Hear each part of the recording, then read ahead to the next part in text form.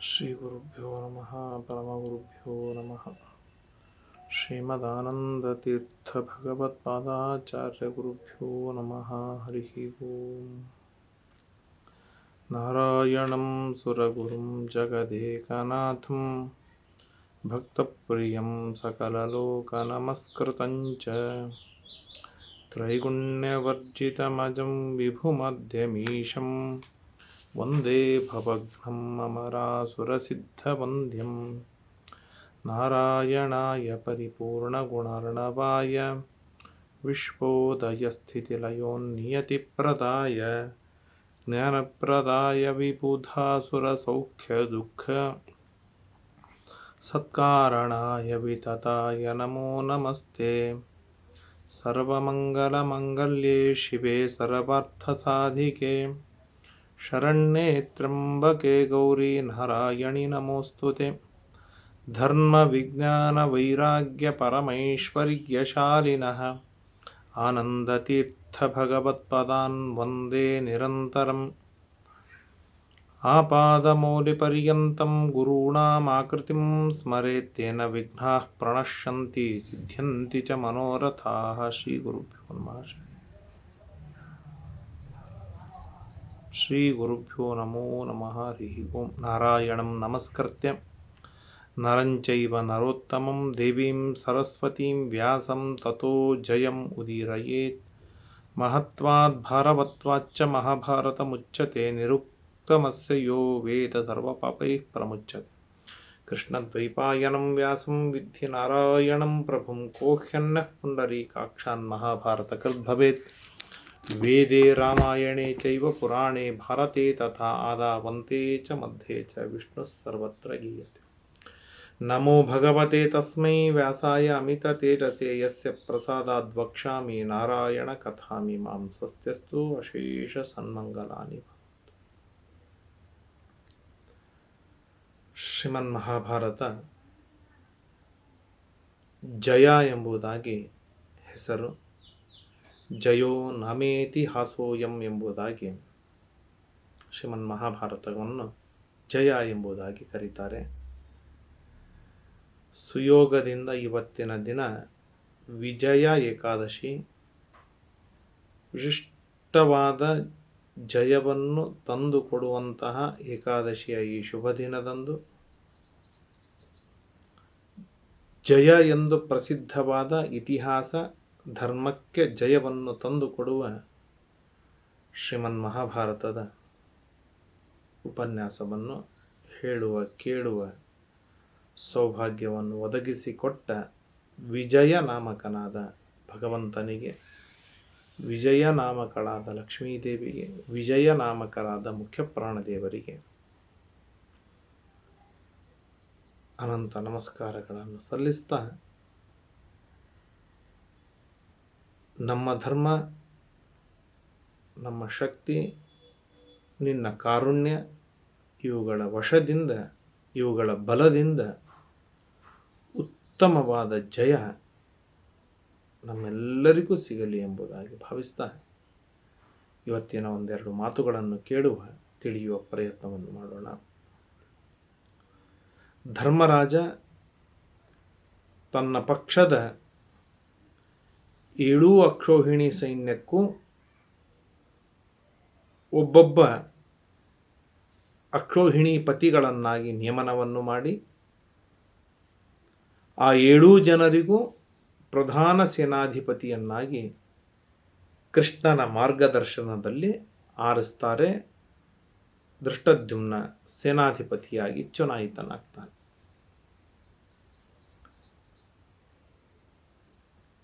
ಈಚೆ ತತಃಶಾಂತನವಂ ಭೀಷ್ಮಂ ಪ್ರಾಂಜಲಿರ್ಧೃತರಾಷ್ಟ್ರಜಃ ಸಹ ಸರ್ವೈರ್ಮಹೀಪಾಲೈಃ ಇದಂ ವಚನಮಬ್ರವೀತ್.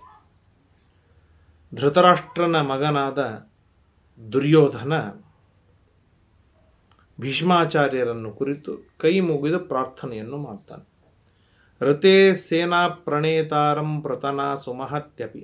ನಮ್ಮ ಸೈನ್ಯ 7 ಅಕ್ಷೋಹಿಣಿ ಸೈನ್ಯವಿದೆ, ಅದಕ್ಕೆ ಸರಿಯಾದ ನಿಯಾಮಕರನ್ನು ನೀವು ಚುನಾಯಿಸಬೇಕು ಅಂತ ಹೇಳಿದಾಗ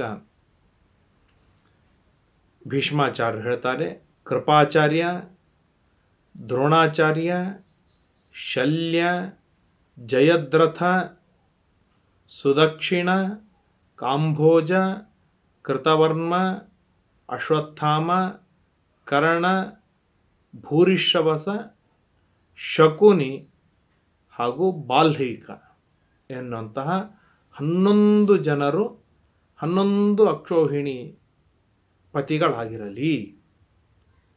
ಎಲ್ಲರೂ ಪರಾಕ್ರಮಿಗಳಾಗಿದ್ದಾರೆ, ಪ್ರಬಲರಾಗಿದ್ದಾರೆ, ಸರ್ವ ಸಾಮರ್ಥ್ಯವುಳ್ಳವರಾಗಿದ್ದಾರೆ. ತಾವೆಲ್ಲರೂ ಒಂದೊಂದು ಅಕ್ಷೋಹಿಣಿ ಸೈನ್ಯವನ್ನು ತಂದವರಾಗಿದ್ದಾರೆ. ಆದ್ದರಿಂದಾಗಿ ಇವರೆಲ್ಲರೂ ಅಕ್ಷೋಹಿಣಿ ಸೈನ್ಯಕ್ಕೆ ನಿಯಾಮಕರಾಗಿರಲಿ ಎಂಬುದಾಗಿ ಭೀಷ್ಮಾಚಾರ್ಯರು ಹೇಳ್ತಾರೆ. ಭೀಷ್ಮಾಚಾರ್ಯರು ಹೇಳಿ ಆದ ಮೇಲೆ ದುರ್ಯೋಧನ ಮತ್ತೆ ಕೇಳ್ತಾನೆ, ಭಗವಾನ್ ಭೀಷ್ಮಾಚಾರ್ಯ, ನಮ್ಮ ಪಾಲಿಗೆ ನೀವೇ ಹಿರಿಯರು, ನೀವೇ ವೃದ್ಧರು, ಅನುಭವ ವೃದ್ಧರು, ಜ್ಞಾನವೃದ್ಧರು, ವಯೋವೃದ್ಧರು, 100 ಯುದ್ಧಗಳನ್ನು ಆಡಿ ಗೆದ್ದು ಬಂದವರು. ಆದ್ದರಿಂದಾಗಿ ಈ ಎಲ್ಲರಿಗೂ ಸೇರಿ ಪ್ರಮುಖನಾದ ಸೇನಾಧಿಪತಿ ಒಬ್ಬರನ್ನು ನಾವು ನಿಯಮನವನ್ನು ಮಾಡಬೇಕಲ್ಲ. ಯಾರನ್ನು? ವಯಮೇಕಸ್ಯ ಶೃಣುಮೋ ಮಹಾಬುದ್ಧಿ ಮತೋರಣೆ ಭವಂತಸ್ತು ಪೃಥಕ್ ಸರ್ವೇ ಸ್ವಬುದ್ಧಿ ವಶವರ್ತಿನಃ ತತಸ್ತೆ ಬ್ರಾಹ್ಮಣಾಶ್ಚಕ್ರು ಏಕಂ ಸೇನಾಪತಿಂ ದ್ವಿಜಂ. ಒಬ್ಬ ಸೇನಾಧಿಪತಿಯನ್ನು ತನ್ನ ಬುದ್ಧಿಯನ್ನು ತನ್ನ ವಶದಲ್ಲಿ ಇಟ್ಟುಕೊಂಡ ಎಲ್ಲರ ಬುದ್ಧಿಯನ್ನು ನಿಯಮನವನ್ನು ಮಾಡುವ ಪರಾಕ್ರಮಿಯಾದ ಅದ್ಭುತವಾದ ಸಾಮರ್ಥ್ಯವುಳ್ಳ ಒಬ್ಬ ಸೇನಾಧಿಪತಿ ಆಗಬೇಕು. ಅದಕ್ಕೆ ಪ್ರಯಾತುನೋ ಭವಾನಗ್ರೆ ದೇವಾನಾಮಿವ ಪಾವಕಿಃ ವಯಂ ತ್ವಾಂ ಅನುಯಾಸ್ಯಾಮಃ ಸೌರಭೇಯ ಇವಾರ್ಷಭಂ. ಭೀಷ್ಮಾಚಾರ್ಯ, ದೇವತೆಗಳ ಗುಂಪು ಬಹಳ ದೊಡ್ಡದಾಗಿದ್ದರೂ ಕೂಡ ದೇವತೆಗಳಿಗೆ ಮುಖವಾಗಿ ಅಗ್ನಿ ಇದ್ದಾನೆ. ಅಗ್ನಿಯ ಮುಖಾಂತರವ ದೇವತೆಗಳ ತೃಪ್ತಿ, ದೇವತೆಗಳು ಫಲ ಕೊಡುವುದು ಅಗ್ನಿಯ ಮುಖಾಂತರ. ಆದ್ದರಿಂದ ಹೇಗೋ ಹಾಗೆ ನಮ್ಮೆಲ್ಲ ದೊಡ್ಡದಾದ ವಿಶಾಲವಾದ 11 ಅಕ್ಷೋಹಿಣಿ ಸೈನ್ಯಕ್ಕೆ ನೀವು ಪ್ರಮುಖರಾಗಿರ್ರಿ, ನಿಮ್ಮನ್ನು ಅನುಸರಿಸಿಕೊಂಡು ನಾವು ಬರ್ತೇವೆ. ಆದ್ದರಿಂದಾಗಿ ನೀವೇ ಸೇನಾಧಿಪತಿಗಳಾಗಬೇಕು ಅಂತ ಇಷ್ಟು ಹೇಳಿದ. ಅಂದರೆ ಇಲ್ಲಿ ದುರ್ಯೋಧನ ಅದ್ಭುತವಾದ ರಾಜಕಾರಣವನ್ನು ಆಡಿದ. ಏನು ಅಂತಂದರೆ, ಭೀಷ್ಮಾಚಾರ್ಯರು ಪಾಂಡವರ ಮೇಲೆ ತುಂಬ ಪ್ರೀತಿ. ಭೀಷ್ಮಾಚಾರ್ಯರಿಗೆ, ಪಾಂಡವರಿಗೆ ಭೀಷ್ಮಾಚಾರ್ಯರ ಮೇಲೆ ಅಪಾರವಾದ ಗೌರವ. ಪಿತಾಮಹ, ವೃದ್ಧರು, ಹಿರಿಯರು ಅವರನ್ನು ಮುಂದೆ ಮಾಡಿಬಿಟ್ಟಾಗ ಪಾಂಡವರು ಸ್ವಲ್ಪ ತಣ್ಣಗಾಗ್ತಾರೆ. ಯುದ್ಧವಾಡುವ ಹೋರಾಟ ಕಮ್ಮಿ ಆಗತ್ತೆ. ಯಾಕೆ? ಪಿತಾಮಹನ ಜೊತೆಗೆ ಹೇಗೆ ಯುದ್ಧ ಆಡ್ತಾರೆ, ಹಿರಿಯರ ಜೊತೆಗೆ ಹೇಗೆ ಯುದ್ಧವಾಡುವುದು ಅಂತ ಹೇಳಿ ಪಾಂಡವರನ್ನು ಮಾನಸಿಕವಾಗಿ ಕುಗ್ಗಿಸುವುದಕ್ಕೆ ದುರ್ಯೋಧನ ಆಡಿದ ಅದ್ಭುತವಾದ ರಾಜಕಾರಣವೇನು ಅಂತಂದರೆ ಭೀಷ್ಮಾಚಾರ್ಯರನ್ನು ಸೇನಾಧಿಪತಿಗಳನ್ನಾಗಿ ಮಾಡಿದ. ಅಲ್ಲ, ಪಾಂಡವರು ನರಂ ಆಗಲಿಲ್ಲ, ತಣ್ಣಗಾಗಲಿಲ್ಲ. ಅವರು ತಮ್ಮ ಶಕ್ತಿ ಪ್ರದರ್ಶನ, ವೀರ್ಯ, ಪರಾಕ್ರಮಗಳಿಂದ ಭೀಷ್ಮಾಚಾರ್ಯರನ್ನೇ ಸಂಹಾರವನ್ನು ಮಾಡಿದ್ರು ಅಂತ ಇಟ್ಟುಕೊಂಡಾಗ, ಮತ್ತು ದುರ್ಯೋಧನನಿಗಂತೂ ದೊಡ್ಡ ಹಾನಿಯಲ್ಲವೇ ಅಂತಂದರೆ, ದುರ್ಯೋಧನ ವಿಚಾರ ಮಾಡಿದ ಭೀಷ್ಮಾಚಾರ್ಯ ಸತ್ರ ನಮಗೇನು ಹಾನಿ ಇದೆ? ಅವರು ವೃದ್ಧ, ಮುದುಕ, ದುಗ್ಧದೋಹ ನೀರಿಂದ್ರಿಯ ಎಂಬುದಾಗಿ ಹೇಳಿದಾಗ ಅವ್ರದ್ದೆಲ್ಲ ಶಕ್ತಿ ಹ್ರಾಸವಾಗಿದೆ. 700 ವರ್ಷದ ಮುದಿಯ ಇದ್ದರೆ ಪಾಂಡವರು ಮೆತ್ತಗಾಗಬಹುದು. ಅವ್ರು ಹೋದರೆ ನಮಗಂತೂ ಏನೂ ಹಾನಿ ಇಲ್ಲ. ನಮ್ಮಲ್ಲಿ ಕರ್ಣ ಇದ್ದಾನೆ, ಸ್ಪೇರ್ ಆಗಿ ಪರಾಕ್ರಮಿಯಾದವನಿದ್ದಾನೆ ಅಂತ ಹೀಗೆ ವಿಚಾರವನ್ನು ಮಾಡಿದ. ಇದರ ಜೊತೆಗೆ ಇನ್ನೊಂದು ಅವನ ವಿಚಾರವೇನು? ಭೀಷ್ಮಾಚಾರ್ಯರು ಇಚ್ಛಾಮರಣರು, ಅವ್ರಿಗೆ ಸಾವೇ ಇಲ್ಲ ಅಂದಮೇಲೆ ಇನ್ನು ಲೈಫ್ ಟೈಮ್ ಅವ್ರ ಮೇಲೆ ಭಾರ ಹಾಕೋದು, ಅವ್ರಿಗೆ ಬೈಯೋದು, ಅವ್ರಿಗೆ ಅನ್ನೋದು, ಅವ್ರಿಗೆ ಆಡುವುದು, ಅವ್ರಿಗೆ ಹುರುಪು ಹಾಕೋದು, ಅವ್ರಿಗೆ ಯುದ್ಧಕ್ಕೆ ಮುಂದೆ ಬಿಡ್ತಾ ಹೋಗೋದು. ನಾವು ಸೇಫಾಗಿರಬಹುದು. ಹೀಗೆ ಅನೇಕ ರಾಜಕಾರಣಗಳನ್ನೆಲ್ಲವನ್ನು ಮಾಡಿ ಭೀಷ್ಮಾಚಾರ್ಯರನ್ನು ಹಾಡಿ ಹೊಗಳಿ ಅಟ್ಟಕ್ಕೆ ಏರಿಸಿ ಭೀಷ್ಮಾಚಾರ್ಯರನ್ನು ಸೇನಾಧಿಪತಿಗಳನ್ನಾಗಿ ಮಾಡ್ತಾರೆ. ಆಗ ಭೀಷ್ಮಾಚಾರ್ಯ ಮಾತಾಡ್ತಾರೆ, ಸುಯೋದ್ಧವ್ಯಂ ತವಾರ್ಥಾಯ ಯಥಾಮೇ ಸಮಯ ಕೃತಃ. ನೋಡು, ನೀವೆಲ್ಲರೂ ನನಗೆ ಹೇಗೆ ಮೊಮ್ಮಕ್ಕಳು, ಹಾಗೆ ಪಾಂಡವರೂ ಮೊಮ್ಮಕ್ಕಳು. ಆದರೆ ನೀನು ನನ್ನ ಮೇಲೆ ವಿಶ್ವಾಸವನ್ನು ಬಿಟ್ಟು ಸೇನಾಧಿಪತಿಯನ್ನಾಗಿ ಮಾಡಿದ್ದರಿಂದಾಗಿ ನಾನು ಪ್ರತಿನಿತ್ಯವೂ 10,000 ಜನರನ್ನು ನಾನು ಸಂಹಾರವನ್ನು ಮಾಡ್ತೇನೆ, ಯುದ್ಧ ಮಾಡ್ತೇನೆ. ತಸ್ಮಾದ್ ಯೋಧಾನ್ಯ ಹನಿಷ್ಯಾಮಿ ಪ್ರಾಯೇಣ ಆಯುತಂ ಸದಾ. ಸದಾ ಅಂದರೆ ಪ್ರತಿನಿತ್ಯವೂ 10,000 ಜನರ ಯೋಧರನ್ನು ನಾನು ಸಂಹಾರವನ್ನು ಮಾಡಬಲ್ಲೆ. ಆದರೆ ಒಂದು ಹೇಳ್ತೇನೆ, ನನ್ನನ್ನೇ ಸೇನಾಧಿಪತಿಯನ್ನಾಗಿ ಮಾಡಬೇಕು ಅಂತೇನಿಲ್ಲ. ನಿನ್ನ ಮನಸ್ಸಿನೊಳಗೆ ಕರ್ಣನನ್ನು ಸೇನಾಧಿಪತಿಯನ್ನಾಗಿ ಮಾಡಬೇಕು ಎನ್ನುವ ಆಸೆ ಏನಾದರೂ ಇದ್ದರೆ ಸೇನಾಧಿಪತಿಯನ್ನು ಕರ್ಣನನ್ನಾಗಿ ಮಾಡು, ನಂದೇನೂ ಅಭ್ಯಂತರವಿಲ್ಲ ಅಂತ ಹೇಳಿದಾಗ ಕರ್ಣ ಹೇಳ್ತಾನೆ, ನಾಹಂ ಜೀವತಿ ಗಾಂಗೇಯೇ ರಾಜನ್ಯೋತ್ಸೆ ಕಥಂಚನ. ಹೇ ದುರ್ಯೋಧನ ರಾಜ, ಏನು ಗಾಂಗೇಯೇ ಜೀವತಿ ಸತಿ, ಭೀಷ್ಮಾಚಾರ್ಯ ಬದುಕಿರುವವರೆಗೂ ನಾನು ಯುದ್ಧ ಮಾಡುವುದಿಲ್ಲ. ಇದು ಕರ್ಣನ ಸ್ನೇಹಿತನಿಗೆ ಮಾಡುವಂತಹ ದೊಡ್ಡದಾದ ಉಪಕಾರವಿದು. ಅಂದರೆ ಭೀಷ್ಮಾಚಾರ್ಯರು ಇಚ್ಛಾ ಮರಣರು, ಅವರು ಇನ್ನೆಂದಿಗೂ ಸಾಯೋದಿಲ್ಲ, ಅವರು ಸಾಯುವವರೆಗೂ ನಾನು ಯುದ್ಧಕ್ಕೆ ಬರುವುದಿಲ್ಲ ಅಂದ್ರೆ ಏನಿದ್ರ ಅರ್ಥ? ಇದು ಎಂಥ ದುರ್ಯೋಧನನ ಮೇಲಿನ ಪ್ರೀತಿ ವ್ಯಾಮೋಹ ಎಂಬುದಾಗಿ ನಾವು, ಅಂದರೆ ದುರ್ಯೋಧನನ ಮೇಲಿನ ಪ್ರೀತಿಗಿಂತಲೂ ತನ್ನ ಮಾತು ಬಹಳ ದೊಡ್ಡದಾಯಿತು. ದುರ್ಯೋಧನನ ಮೇಲಿನ ಪ್ರೀತಿಗಾಗಿ ಪಾಂಡವರ ಪಕ್ಷದಲ್ಲಿ ಬರುವುದಿಲ್ಲ ಅಂತ ಹೇಳಿದ ಕರ್ಣ, ಆ ದುರ್ಯೋಧನನ ಪ್ರೀತಿಗಾಗಿ ತನ್ನನ್ನು ತಾನು ಸಾಕ್ರಿಫೈಸ್ ಮಾಡಿಕೊಂಡು ತಾನು ಯುದ್ಧಕ್ಕೆ ಸಿದ್ಧನಾಗಬೇಕಾಗಿತ್ತು. ಮೊದಲಿನ 10 ದಿನವೂ ಅವನು ಯುದ್ಧವಾಡಬೇಕಾಗಿತ್ತು. ಭೀಷ್ಮಾಚಾರ್ಯ ಹೇಳ್ತಾರೆ, ನಾನೇ ಸೇನಾಧಿಪತಿಯಾಗಬೇಕು ಅಂತೇನಿಲ್ಲ, ಕರ್ಣನನ್ನು ಸೇನಾಧಿಪತಿಯನ್ನಾಗಿ ಮಾಡೋದಾದ್ರೆ ನೀನು ಮಾಡು ಅಂತ ಹೇಳಿದಾಗ ತಾನೇ 18 ದಿನ ಸೇನಾಧಿಪತಿಯಾಗಿ ಯುದ್ಧ ಮಾಡಬಹುದಾಗಿತ್ತಲ್ವೇ? ಇಲ್ಲ, ತಾನು ಸಾಕ್ರಿಫೈಸ್ ಮಾಡಿಕೊಳ್ಳಿಕ್ಕೆ ತಯಾರಿಲ್ಲ.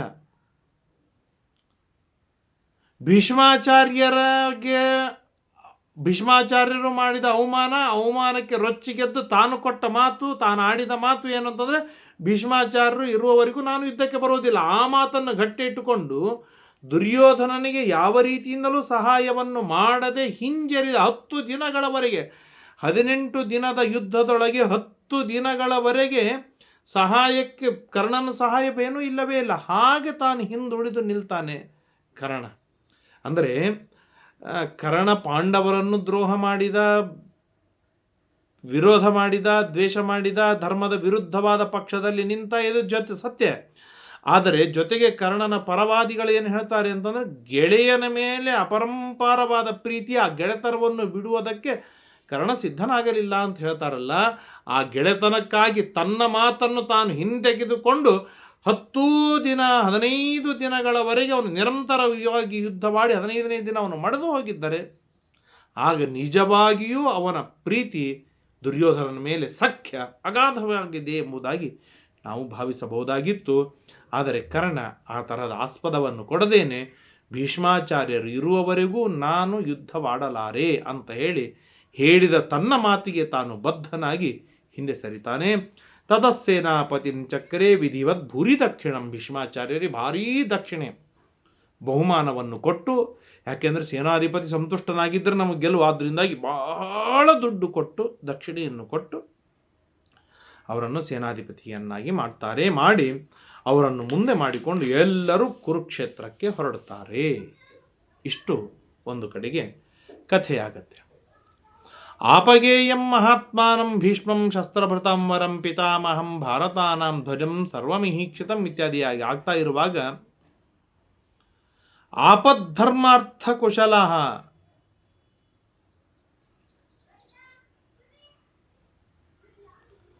ಮಹಾಬುದ್ಧಿರ್ ಯುಧಿಷ್ಠಿರ ಸರ್ವಾನ್ ಭ್ರಾತೃನ್ ಸಮಾನೀಯ ವಾಸುದೇವಂಚ ಶಾಶ್ವತಂ. ಧರ್ಮರಾಜನಿಗೆ ವಿಷಯ ಮುಟ್ಟಿತು, ಭೀಷ್ಮಾಚಾರ್ಯರು ಸೇನಾಧಿಪತಿಗಳಾಗಿದ್ದಾರೆ. ಹಾಗೆ ಅವತ್ತಿನ ದಿನ ಏನು ಮಾಡ್ತಾನೆ ಅಂದರೆ ಆಪದ್ಧರ್ಮಾರ್ಥ ಕುಶಲ, ಆಪದ್ಧರ್ಮವನ್ನು ಚೆನ್ನಾಗಿ ತಿಳಿದ ಯುಧಿಷ್ಠಿರ ತನ್ನ ತಮ್ಮಂದಿರನ್ನು ಕೃಷ್ಣನನ್ನು ಪಕ್ಕದಲ್ಲಿ ಕರೆದು ಮಾತನಾಡ್ತಾನೆ.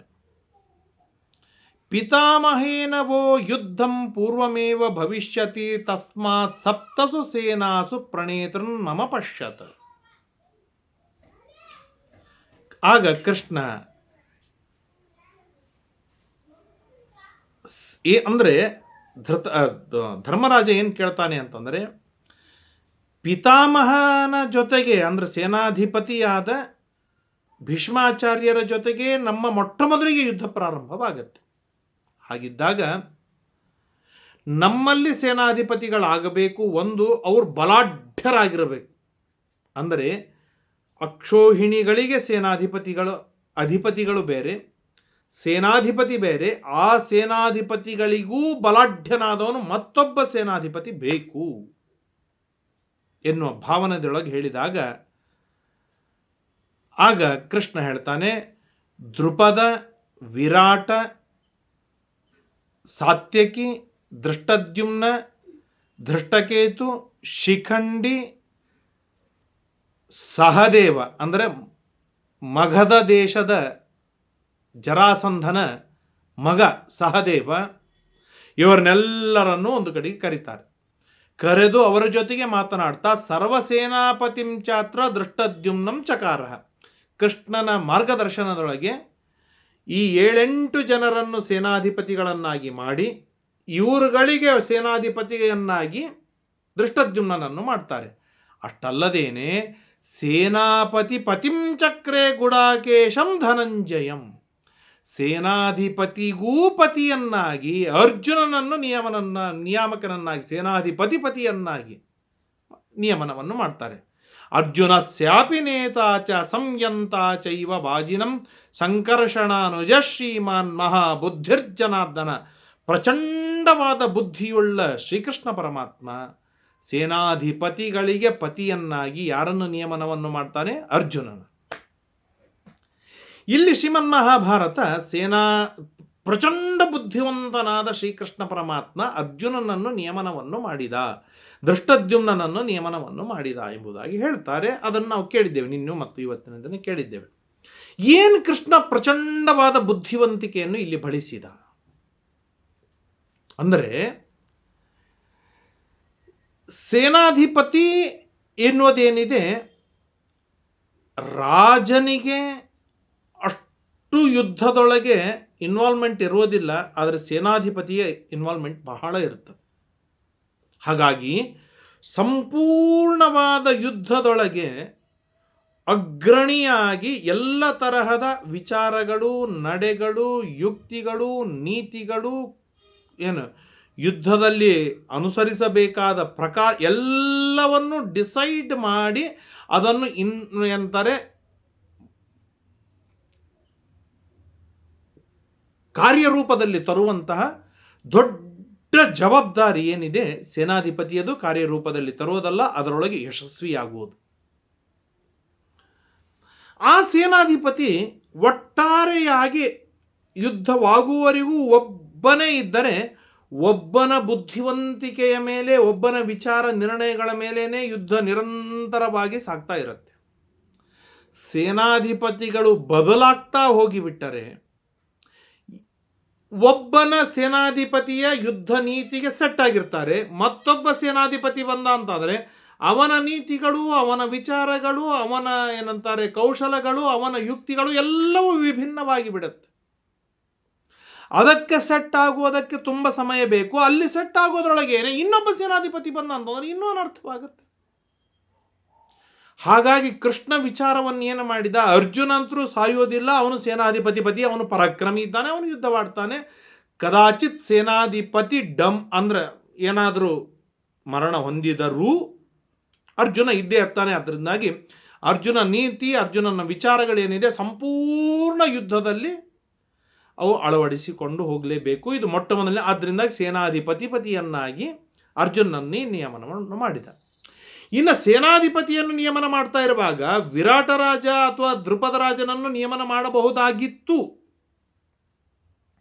ಯಾಕೆ ದೃಷ್ಟದ್ಯುಮ್ನನನ್ನು ಚಾಯ್ಸ್ ಮಾಡಿದ ಅಂತಂದರೆ, ಈ ವೃದ್ಧರನ್ನು ನಾವು ನಿಯಾಮಕರನ್ನಾಗಿ ಮಾಡಿದಾಗ ವೃದ್ಧರು ತಮ್ಮ ಕಾಲದೊಳಗೆ, ಅಂದರೆ ಈಗ 50 ವರ್ಷ, 100 ವರ್ಷ, 200 ವರ್ಷದ ತೆಳಗೆ ತಾವು ಯುದ್ಧವಾಡುವಾಗ ಏನೆಲ್ಲ ನೀತಿಗಳನ್ನು ಬಳಸಿಕೊಂಡಿದ್ರೋ ಆ ನೀತಿಗಳನ್ನು ಇಲ್ಲಿ ಅಪ್ಲೈ ಮಾಡುವವರು. ಇವತ್ತಿನ ಜನ್ರೇಷನ್ ಹೇಗೆ 5th ಜನರೇಷನ್, ಹಾಗಾಗಿ ಇವತ್ತಿನ ಜನ್ರೇಷನ್ನಿಗೆ ತಕ್ಕ ಹಾದ ನೀತಿಗಳನ್ನು ಮಾಡುವವರು ಬೇಕು. ಆದ್ದರಿಂದಾಗಿ ದ್ರುಪದ ವಿರಾಟ್ ರಾಜರು ಬೇಡ ಅಂತ ವಿಚಾರವನ್ನು ಮಾಡಿದ ಕೃಷ್ಣ. ಇಲ್ಲಿ ವಿಫಲರಾದರೂ ದುರ್ಯೋಧನಾದಿಗಳು ಅತ್ಯಂತ ಹಿರಿಯ ವೃದ್ಧರಾದ ದ್ರೋಣಾಚಾರ್ಯ ಅಂದರೆ ಭೀಷ್ಮಾಚಾರ್ಯರ ಸಮಕಾಲೀನ, ದ್ರುಪದ ವಿರಾಟ ರಾಜರ ಸಮಕಾಲೀನನಾಗಿರ್ತಕ್ಕಂತಹ ಏನಂತಾರೆ ಭೀಷ್ಮಾಚಾರ್ಯ ಅಥವಾ ವಿರಾಟ ದ್ರುಪದರಿಗಿಂತಲೂ ಹಿರಿಯರಾಗಿರ್ತಕ್ಕಂಥ ಭೀಷ್ಮಾಚಾರ್ಯರನ್ನು ಮುಂದೆ ತಂದರು. ಅಂದರೆ ಆಗಿನ ಕಾಲದ ಯುದ್ಧ ನೀತಿಗಳನ್ನು ಅವರು ಅಪ್ಲೈ ಮಾಡುವವರು. ಕೃಷ್ಣನಿಗೆ ಇದು ಬೇಡವಾಗಿತ್ತು, ಹಾಗಾಗಿ ಇವರಿಬ್ಬರನ್ನು ಪಕ್ಕಕ್ಕೆ ಸರಿಸಿದ. ಇನ್ನ ಭೀಮಸೇನ ದೇವರು ಶಿಖಂಡಿಯನ್ನು ಹೇಳಿದರು. ಆದರೆ ಆ ಶಿಖಂಡಿ ಪೂರ್ಣವಾಗಿ ದೃಷ್ಟದ್ಯುಮ್ನನಷ್ಟು ಬಲಿಷ್ಠನಲ್ಲ. ಹಾಗಾಗಿ ಶಿಖಂಡಿಯನ್ನು ಪಕ್ಕಕ್ಕೆ ಸರಿಸಿ ಯುವಕನಾದ, ತರುಣನಾದ, ಅಂದರೆ ಶಿಖಂಡಿಗಿಂತಲೂ ತುಂಬ ಚಿಕ್ಕವ ಯಾರು ದೃಷ್ಟದ್ಯುಮ್ನ. ಹಾಗಾಗಿ ಯುವಕನಾದ, ಪರಾಕ್ರಮಿಯಾದ, ತರುಣನಾದ, ಪ್ರಚಂಡ ಬುದ್ಧಿವಂತನಾದ, ಒಂದರ್ಥದೊಳಗೆ ಪಾಂಡವರಿಗಿಂತಲೂ ಬಹಳ ಚಿಕ್ಕವನು ದೃಷ್ಟದ್ಯುಮ್ನ. ಯಾಕೆ? ಶಿಖಂಡಿ ಸುಮ್ಮನೆ ಕಾಲಕ್ರಮದೊಳಗೆ ನಾವು ಹೇಳ್ತಾ ಇರುವಾಗ ಶಿಖಂಡಿ ಹುಟ್ಟಿದ್ದೇ ತುಂಬ ಹಿಂದೆ. 11ನೇ ಅಧ್ಯಾಯ ಶ್ರೀಮನ್ ಮಹಾಭಾರತ ತಾತ್ಪರ್ಯ ನಿರ್ಣಯದ 11ನೇ ಅಧ್ಯಾಯದೊಳಗೆ ಶಿಖಂಡಿಯ ಅವತಾರವನ್ನು ಹೇಳ್ತಾರೆ. ಅದಾದ ಮೇಲೆ 12, 13ನೇ ಅಧ್ಯಾಯದಲ್ಲಿ ಏನಂತಾರೆ, ಪಾಂಡವರ ಹುಟ್ಟು ಹೇಳ್ತಾರೆ. ಹಾಗಾಗಿ ಶಿಖಂಡಿಯಗಿಂತಲೂ ಪಾಂಡವರೇ ಚಿಕ್ಕವರು. ಆ ಪಾಂಡವರು ಹುಟ್ಟಿ ಆದ ಮೇಲೆ 18ನೇ ಅಧ್ಯಾಯದೊಳಗೆ ದೃಷ್ಟದ್ಯುಮ್ನ ಹುಟ್ಟಿದ್ದು ಹೇಳ್ತಾರೆ. ಹಾಗಾದರೆ ದೃಷ್ಟದ್ಯುಮ್ನ ಹುಟ್ಟಿದಾಗ ಪಾಂಡವರಿಗೆ ಹೆಚ್ಚು ಕಡಿಮೆ 30ರಿಂದ 35 ವರ್ಷಗಳವರೆಗೆ ಇತ್ತು ಎಂಬುದಾಗಿ ನಾವು ಭಾವಿಸಬಹುದು. ಯಾಕೆ? 15, 16 ವರ್ಷಗಳವರೆಗೆ ಅವರು ವನದಲ್ಲೇ ಇದ್ದರು. 16 ವರ್ಷ ಧರ್ಮರಾಜನಿಗೆ ಇದ್ದಾಗ ರಾಜ್ಯಕ್ಕೆ ಬಂದರು. ರಾಜ್ಯಕ್ಕೆ ಬಂದು 16 ವರ್ಷ ರಾಜ್ಯದಲ್ಲಿ ಇದ್ದು ಸುಖಭೋಗಗಳನ್ನು ಮಾಡ್ತಾ ಇರುವಾಗ ವಾರಣಾವತಕ್ಕೆ ಕಳಿಸ್ತಾರೆ. ಆ ಪ್ರಸಂಗದೊಳಗೆ ಹೆಚ್ಚು ಕಡಿಮೆ ಹಿಂದೆ ಮುಂದೆ ವರ್ಷ 2 ವರ್ಷದೊಳಗೆ ಅಥವಾ ವಾರಣಾವತಕ್ಕೆ ಹೋಗೋದಕ್ಕಿಂತ ಪೂರ್ವದೊಳಗೆ ದ್ರೌಪದಿ ಹಾಗೂ ಪಾಂಡವರು ಹುಟ್ಟಿರುವಂಥದ್ದು. ದ್ರೌಪದಿ ಹಾಗೂ ದೃಷ್ಟದ್ಯುಮ್ನ ಹುಟ್ಟಿರುವಂಥದ್ದು. ಯಾವ ಪ್ರಸಂಗದಲ್ಲಿ ಅಂತಂದ್ರೆ, ಸುಮ್ಮನೆ ನಮ್ಮ ವಿಚಾರದಿಂದ ನಾವು ಹೇಳುವುದಾದರೆ, ಪಾಂಡವರು ರಾಜ್ಯಕ್ಕೆ ಬರ್ತಾರೆ.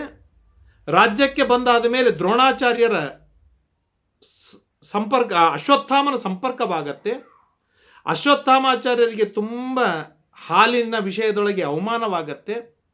ಆಗ ದ್ರೋಣಾಚಾರ್ಯರು ಹಾಲು ತರುವುದಕ್ಕಾಗಿ ಆಕಳಿಗಾಗಿ ಪರಶುರಾಮ ದೇವರ ಹತ್ರ ಹೋಗಿ 12 ವರ್ಷ ಅಧ್ಯಯನವನ್ನು ಮಾಡ್ತಾರೆ. ಅದಾದ ಮೇಲೆ ದ್ರುಪದರಾಜನ ಹತ್ರ ಬರ್ತಾರೆ. ದ್ರುಪದರಾಜನಿಂದ ತುಂಬ ಅವಮಾನಿತರಾಗಿ ಹಸ್ತಿನಾವತಿಗೆ ಬರ್ತಾರೆ. ಹಸ್ತಿನಾವತಿಗೆ ಬಂದಾಗ ಪಾಂಡವರು ಕೌರವರು ಇಬ್ಬರಿಗೂ ಅನೇಕ ವರ್ಷಗಳವರೆಗೆ ಶಸ್ತ್ರಾಸ್ತ್ರಗಳನ್ನು ಕೊಡ್ತಾರೆ. ಶಸ್ತ್ರಾಸ್ತ್ರಗಳ ವಿದ್ಯೆಯನ್ನು ಕೊಟ್ಟಾದ ಮೇಲೆ ಆ ವಿದ್ಯೆಯೊಳಗೆ ಉತ್ತೀರ್ಣರಾಗ್ತಾರೆ ಎಲ್ಲ ವಿದ್ಯಾರ್ಥಿಗಳು. ಅದರೊಳಗೆ ಅರ್ಜುನ ಪ್ರಬಲನಾಗ್ತಾನೆ. ಆಗ ಅರ್ಜುನನಿಗೆ ಗುರುದಕ್ಷಿಣೆಯನ್ನು ಕೇಳ್ತಾರೆ. ದೃಷ್ಟದ್ಯುಮ್ನನನ್ನು ಹೆಡೆಮುರಿದು ಕಟ್ಟಿ ತನ್ನ ತಲೆಗೆ ಹಾಕು ಅಂತ ಹೇಳಿದಾಗ ಭೀಮಾರ್ಜುನರು ತಂದು ದ್ರುಪದರಾಜನನ್ನು ತಂದು ಹೆಡೆಮುರಿ ಕಟ್ಟಿ ಕಾಲಿಗೆ ಹಾಕ್ತಾರೆ. ಆಗ ತುಂಬ ಪೀಡಿತನಾದ ದ್ರುಪದ ರಾಜ ತಾನು ರುದ್ರದೇವರನ್ನು ಕುರಿತು ತಪಸ್ಸು ಮಾಡಿ ಅದಾದ ಮೇಲೆ ದೃಷ್ಟದ್ಯುಮ್ನನನ್ನು ದ್ರೌಪದಿಯನ್ನು ಪಡೆದದ್ದು. ಆದ್ದರಿಂದಾಗಿ ದೃಷ್ಟದ್ಯುಮ್ನ ಬಹಳ ಸಣ್ಣವ, ಬಹಳ ಯಂಗೆಸ್ಟ್, ಬಹಳ ಉತ್ಸಾಹಿ. ಈಗಿನ ಕಾಲದ ಯುದ್ಧದ ನೀತಿಗಳನ್ನು ಎಲ್ಲವನ್ನು ಅಪ್ಲೈ ಮಾಡಿಕೊಂಡವನು ಯಾರಾಗಿದ್ದ? ದೃಷ್ಟದ್ಯುಮ್ನಾಗಿದ್ದ. ಆದ್ದರಿಂದಾಗಿ ಶಿಖಂಡಿಯೂ ಹಿರಿಯ, ಪಾಂಡವರು ಹಿರಿಯರು, ವಿರಾಟಾದಿಗಳಂತರೂ ಬಹಳೇ ಹಿರಿಯರು, ತುಂಬ ಪ್ರಾಚೀನ. ಆದ್ದರಿಂದಾಗಿ ಅವ್ರನ್ನೆಲ್ಲರನ್ನು ಬಿಟ್ಟು ಹಾಕಿ ಬುದ್ಧಿವಂತನಾದ ಕೃಷ್ಣ ತಾನು ಆರಿಸಿದ್ದು ಯಾರನ್ನು? ದೃಷ್ಟದ್ಯುಮ್ನನನ್ನು. ಯಾಕೆ? ಈಗಿನ ಪ್ರಕೃತವಾದ ಸಮಯಕ್ಕೆ ಬೇಕಾದ ಯುದ್ಧ ನೀತಿಗಳನ್ನು ಹೂಡುವಿಕೆಯಲ್ಲಿ ಬಹಳ ಅಗ್ರಣಿಯಾದ ಪ್ರಚಂಡ ಬುದ್ಧಿವಂತನಾದವನು ದೃಷ್ಟದ್ಯುಮ್ನ.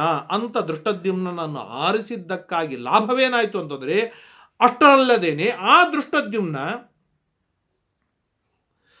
ಕೌರವರ ಪಕ್ಷದೊಳಗೆ ಒಂದು ದೊಡ್ಡದಾದ ಗಟ್ಟಿಯಾದ ಹಿಡಿತ ಸಾಧಿಸಿದವರು ದ್ರೋಣಾಚಾರ್ಯರ ಮಗನಾದ ಅಶ್ವತ್ಥಾಮಾಚಾರ್ಯ, ದ್ರೋಣಾಚಾರ್ಯರ ಶಾಲಕನಾದ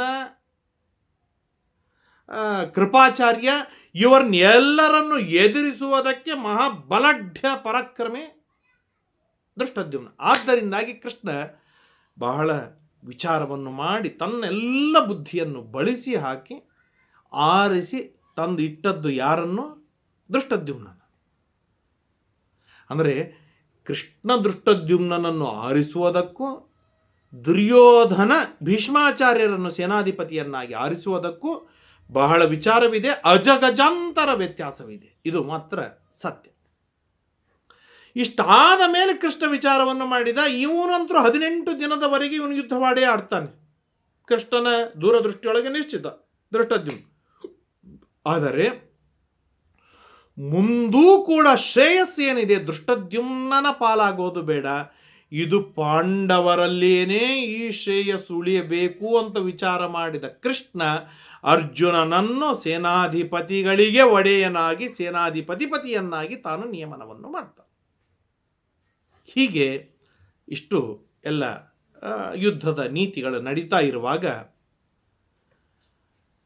ರೌಕ್ಮಿಣೇಯಾಹುಕಸುತೈಶ್ಚಾರುದೇಶ್ನ ಪುರೋಗಮೈ ವೃಷ್ಣಿಮುಖ್ಯೈರಧಿಗತೈ ವ್ಯಾಘ್ರೈರಿವ ಬಲೋತ್ಕಟೈ.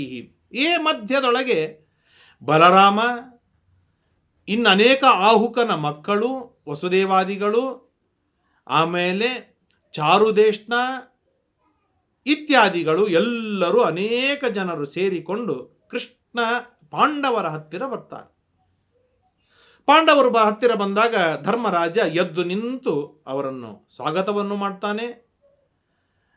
ಎಲ್ಲರಿಗೂ ಅವರಿಗೆ ಕೊಡಬೇಕಾದ ಗೌರವಗಳನ್ನು ಕೊಡ್ತಾರೆ. ಕೊಟ್ಟು ಸಿಂಹಾಸನದ ಮೇಲೆ ಕೂಡಿಸಿದಾಗ ವಾಸುದೇವಂ ಅಭಿಪ್ರೇಕ್ಷ ರೋಹಿಣಿಯೋಭ್ಯಭಾಷತ. ಆಗ ಬಲರಾಮದೇವರು ಮಾತನಾಡ್ತಾರೆ. ದೃಷ್ಟಮೇತದ್ಭುವಂ ಮನ್ಯೆ ನಶಕ್ಯಂ ಅಧಿವರ್ಜಿತಂ. ನೋಡ ಕೃಷ್ಣ, ಯುದ್ಧ ಬೇಡವಾಗಿತ್ತು, ಅನಿವಾರ್ಯವಾಗಿ ಯುದ್ಧವಾಡಬೇಕಾದ ಪ್ರಸಂಗ ಕ್ರಿಯೇಟ್ ಆಗಿದೆ. ದೈವ ಬಹಳ ಬಲಿಷ್ಠವಾದದ್ದು. ಎಷ್ಟು ಯುದ್ಧ ಬೇಡ ಅಂತ ನಾವು ತಡೆಯೋದಕ್ಕೆ ಪ್ರಯತ್ನ ಮಾಡಿದರೂ ಕೂಡ ಯುದ್ಧ ನಿಲ್ಲಲಿಕ್ಕೆ ಆಗಲಿಲ್ಲ. ನಾನು ಹೇಳಿದೆ ಯುದ್ಧ ಬೇಡ ಅಂತ. ಶ್ರೀಕೃಷ್ಣ ಪರಮಾತ್ಮ ಯುದ್ಧ ಬೇಡ ಅಂತ ಹೇಳಿದ. ಸಂಧಿಗಾಗಿ ಕೃಷ್ಣ ನೀನು ಹೋಗಿ ಬಂದಿ, ಇಷ್ಟಾದರೂ ಯುದ್ಧ ನಿಲ್ಲಲಿಲ್ಲ ಅಲ್ವೇ? ಆಶ್ಚರ್ಯವಾಗ್ತಾ ಇದೆ. ಆದರೆ ಒಂದು, ಧರ್ಮರಾಜ ತಪ್ಪು ತಿಳ್ಕೋಬೇಡ, ನೀವು ನನಗೆ ಎಷ್ಟು ಪ್ರಿಯರೋ ಅಷ್ಟೇ ಪ್ರಿಯರಾದವರು ಕೌರವರು. ಇಬ್ಬರೂ ನನಗೆ ಬಳಗದವರು. ಆದ್ದರಿಂದಾಗಿ ಭೀಮನು ನನ್ನ ಶಿಷ್ಯ, ದುರ್ಯೋಧನನು ನನ್ನ ಶಿಷ್ಯ. ಹಾಗಾಗಿ ನಾನು ನಿನ್ನ ಪಕ್ಷದಲ್ಲಿ ಬಂದರೆ ಕೌರವರಿಗೆ ಸಿಟ್ಟಾಗತ್ತೆ, ದುರ್ಯೋಧನನಿಗೆ ಸಿಟ್ಟಾಗತ್ತೆ. ದುರ್ಯೋಧನನ ಪಕ್ಷದೊಳಗೆ ಬಂದರೆ ನಿಮಗೆ ಅನ್ಯಾಯ ಮಾಡಿದಾಗತ್ತೆ, ನಿಮಗೆ ಬೇಸರಕವಾಗತ್ತೆ, ಭೀಮನಿಗೆ ಬೇಸರಿಕೆ ಆಗತ್ತೆ. ಆದ್ದರಿಂದಾಗಿ ಯುವಯೋಹ ಸಮಃ, ನಾನು ನಿಮ್ಮಿಬ್ಬರಿಗೂ ಸಮನಾಗಿದ್ದೇನೆ. ಆದ್ದರಿಂದಾಗಿ ನಾನು ಯಾರ ಪಕ್ಷದೊಳಗೂ ಯುದ್ಧವಾಡುವುದಿಲ್ಲ, ನಾನು ತೀರ್ಥಯಾತ್ರೆಗೆ ಹೊರಟೆ ಅಂತ ಹೇಳಿ ಧ್ರುವ ಜಯ ಪಾಂಡವಾನ ಮಾತ್ರ ಒಂದು ಅಪೇಕ್ಷೆ ಪಡ್ತೇನೆ. ಎಲ್ಲಿ ಅರ್ಜುನನಿದ್ದಾನೆ ಅಲ್ಲಿ ಜಯವಿದೆ, ಎಲ್ಲಿ ಕೃಷ್ಣ ಇದ್ದಾನೆ ಅಲ್ಲಿ ಜಯವಿದೆ, ಪಾಂಡವರಲ್ಲಿ ಧರ್ಮವಿದೆ. ಆದ್ದರಿಂದಾಗಿ ಪಾಂಡವರಿಗೇ ಜಯವಾಗತ್ತೆ ಅಂತ ಪೂರ್ಣ ಮಟ್ಟದೊಳಗೆ ಶುಭ ಹಾರೈಸಿ ನಾನು ತೀರ್ಥಯಾತ್ರೆಗೆ ಹೋಗ್ತೇನೆ ಅಂತ ಹೇಳಿ ಬಲರಾಮ ದೇವರು ತೀರ್ಥಯಾತ್ರೆಗೆ ಹೊರಟೇ ಬಿಡ್ತಾರೆ.